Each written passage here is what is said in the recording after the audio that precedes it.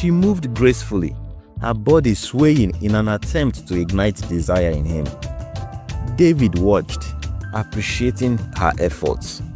But once again, his body refused to respond. I don't want peace. I want problems, always. David and Juliet had the wedding of their dreams. Grand, elegant, and filled with joy. Their families and friends gathered together to celebrate their union, and everything felt perfect. Juliet, having waited her entire life for this moment, was filled with excitement and nervous anticipation. She was a virgin, and now, as David's wife, she was eager to experience intimacy with the man she loved. After the ceremony, their close friend, James, surprised them with a generous gift, a luxurious villa for their honeymoon. Overwhelmed with gratitude, David and Juliet excitedly packed their bags and headed to the breathtaking villa to start their journey as husband and wife. You get it? If you don't get it, forget about it. The next morning, Juliet woke up feeling a new kind of excitement. She had always imagined that once she became a wife, she and her husband would make love constantly. Now that the barrier of virginity was gone, she was eager to explore more pleasure with David. She leaned closer to him, caressing his chest and kissing his neck. But something was wrong. No matter how much she touched him, David's body didn't respond. His manhood remained lifeless. He laughed it off, saying he was just tired. Juliet, though disappointed, tried to be understanding. Hours passed. Night came again. Juliet, dressed in a silky gown, tried once more to seduce her husband. She whispered into his ears, trailed her fingers down his body, but David still couldn't perform. God have mercy upon us. Panic started creeping into his mind. But he masked it with a joke. Maybe I just need some rest, he said. Juliet, however, wasn't laughing. She felt frustrated and confused. Was she not attractive enough? Was something wrong with her? David, disturbed by his own inability, decided to confide in his best friend James. He called him, explaining the problem. Understanding the seriousness of the issue, James came over with his wife, Stella. While David and James sat in the living room discussing the problem, Juliet and Stella talked in the kitchen. James advised David, "Relax, my friend. Stress can do more harm than you think. Run some tests, but also take it easy. This is your honeymoon, not a competition. Just enjoy the time with Juliet." Meanwhile, Stella gave Juliet a different kind of advice. "Men are visual creatures," she smiled. "Try something different. Put on some music, dance for him, make it exciting." Feeling hopeful, Juliet decided to follow Stella's advice. That night, she dressed in the most seductive lingerie she could find. She dimmed the lights, played soft music, and began dancing for David. She moved gracefully, her body swaying in an attempt to ignite desire in him. David watched, appreciating her efforts. But once again, his body refused to respond. Hey! Juliet, holding back tears, turned away in disappointment. She couldn't understand what was happening. Was this what marriage was supposed to be like? Seeing her distress, David took her out to a fancy restaurant in the evening, hoping to cheer her up. They laughed over dinner, trying to push aside the tension between them. Then, something unexpected happened.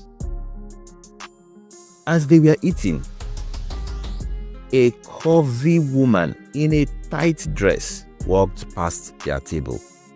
Jesus! Jesus! Hey! Juliet noticed how David's eyes followed her for some seconds. But what shattered her heart completely was that at that very moment, David had an erection. Her husband, who had not been able to get aroused with her for days, had suddenly come alive just by looking at another woman. Juliet's hand shook as she picked up a glass of water. A storm of emotions raged inside her. Anger, jealousy, sadness.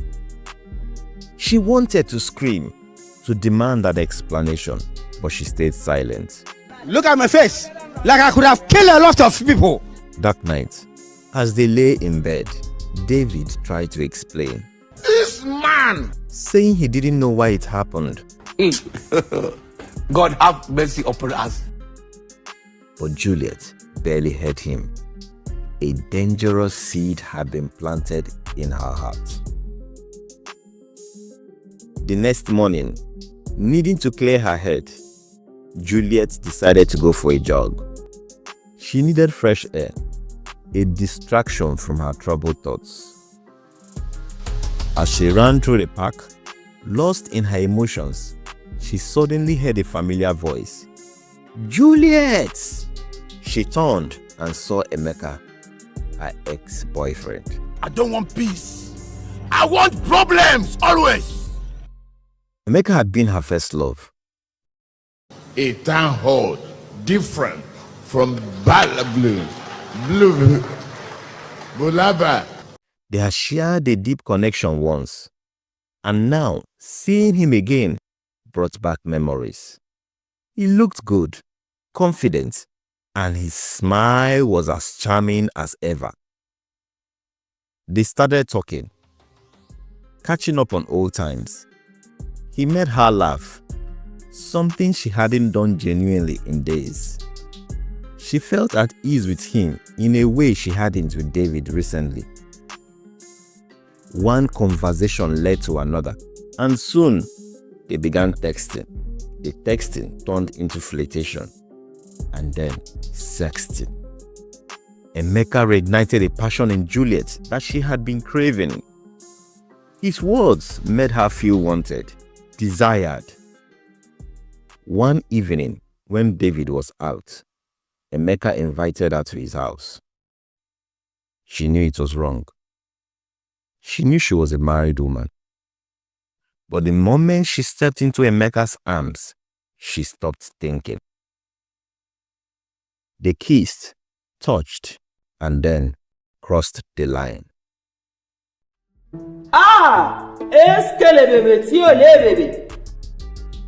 Juliet returned home, her heart pounding. Guilt clawed at her, but she forced a smile as she greeted David. Days passed, and Juliet pretended nothing had happened.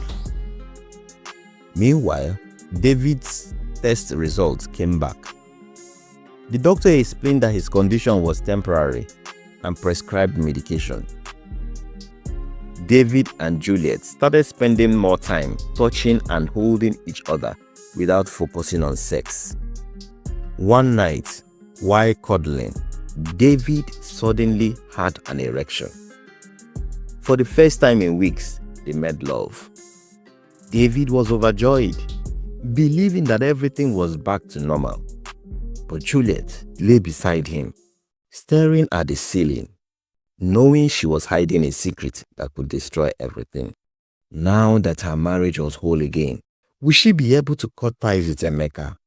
Would she confess or take her secret to the grave? And what if Emeka wasn't ready to let her go?